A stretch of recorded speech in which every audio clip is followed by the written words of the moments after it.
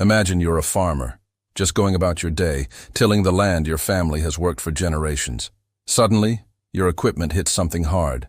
Not a rock, not an old root, but something metallic. You dig a little, then a lot, and soon you're staring at the impossible. The massive, curved hull of a ship, buried deep beneath the soil, hundreds of miles from the nearest ocean. Sounds like the opening scene of a blockbuster movie, right? Well, for several farmers across the United States, this has been their jaw-dropping reality.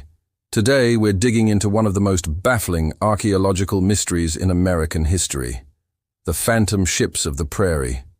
How did these colossal vessels end up in places they simply shouldn't be?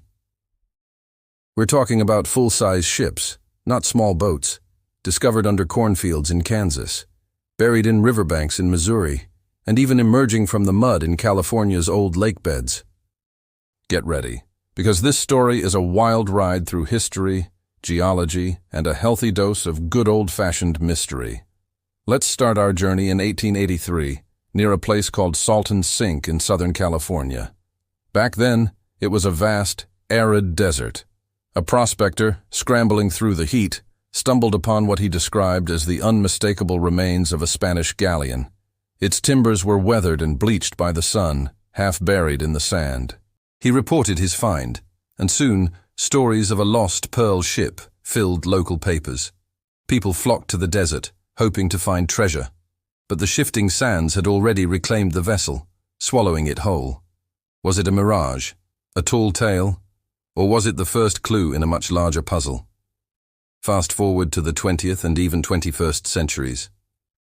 The most compelling discoveries have been linked to major rivers, particularly the mighty Missouri River. In 1988, near the town of Malta Bend, Missouri, a family was digging for gravel when they unearthed the massive timbers of a 19th-century steamboat. This wasn't just a few planks. It was a nearly intact sidewheel steamboat, over 150 feet long, that had been buried under 20 feet of silt and farmland. Archaeologists were ecstatic. They identified the wreck as the steamboat Arabia, which sank in the Missouri River in 1856. But wait, how did a boat that sank in a river end up in the middle of a cornfield, half a mile from the modern-day river channel? The answer lies in the wild, untamed nature of the Missouri River itself. Before it was controlled by dams and levees, the river was a powerful, constantly changing force of nature. It would carve new channels, abandon old ones, and in the process, it would swallow whatever lay in its path. The Arabia was steaming upriver, loaded with 200 tons of cargo destined for frontier towns, when it hit a submerged tree snag. It sank in minutes, taking its incredible treasure trove of supplies with it. Over the next 130 years, the river changed its course, depositing layer after layer of silt on top of the wreck, until the river was a distant memory and a farmer's field covered the spot. The excavation of the Arabia was like opening a time capsule. They found perfectly preserved boots, hats, tools, bottled pickles, and even pies that still looked edible. It was a snapshot of life on the American frontier, all thanks to a ship buried in a field. And the Arabia isn't alone. Another steamboat, the Great White Arabia, which sank in 1864 near Parkville, Missouri, was also found buried deep beneath farmland. Then there's the legendary steamboat Bertrand, which sank in 1865.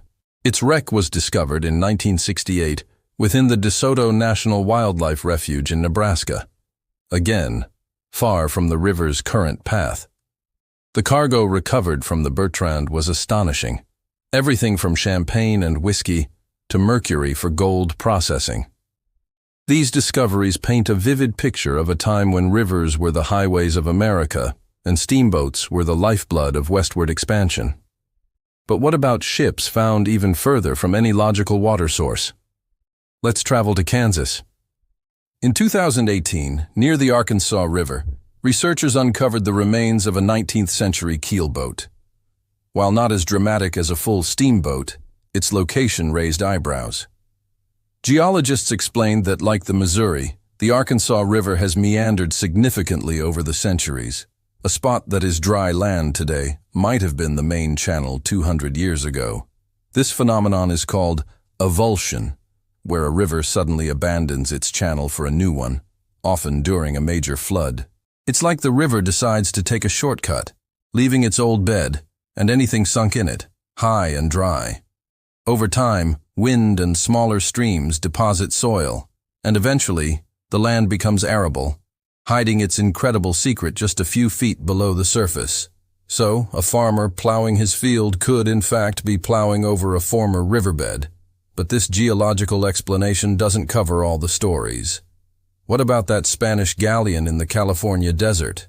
The Salton Sink, where it was supposedly found, was historically part of a massive body of water called Lake Cahuilla. This ancient lake, fed by the Colorado River, would periodically fill and then dry up over centuries.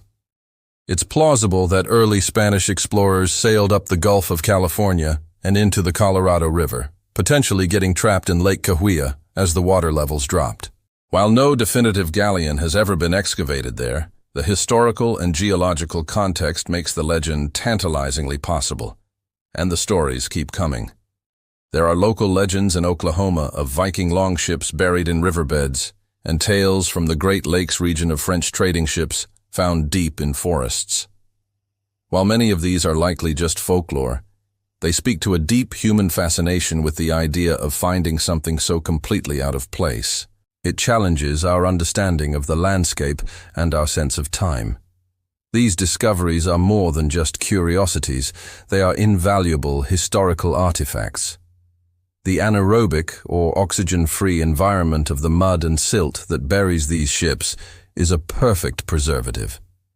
Organic materials like wood, leather, and even paper, which would normally rot away, are kept in a state of near-perfect preservation. The cargo of the Arabia, for instance, is now housed in a magnificent museum in Kansas City, offering an unparalleled glimpse into the past.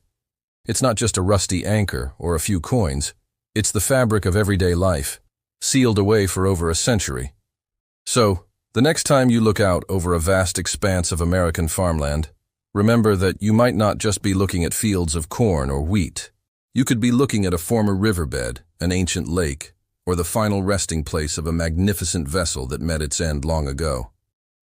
These phantom ships of the prairie are a powerful reminder that the land beneath our feet has a history, a memory, and secrets it's still waiting to reveal. The ground isn't just dirt, it's a library of time, and every so often, a farmer with a plow stumbles upon a spectacular long-lost chapter. What do you think? Could there still be a Spanish galleon under the California desert, or a Viking longship in Oklahoma? Let me know your theories in the comments below.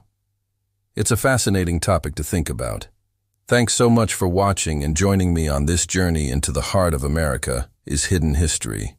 If you enjoyed this video, please give it a thumbs up and consider subscribing for more deep dives into the world's greatest mysteries. We'll see you in the next one.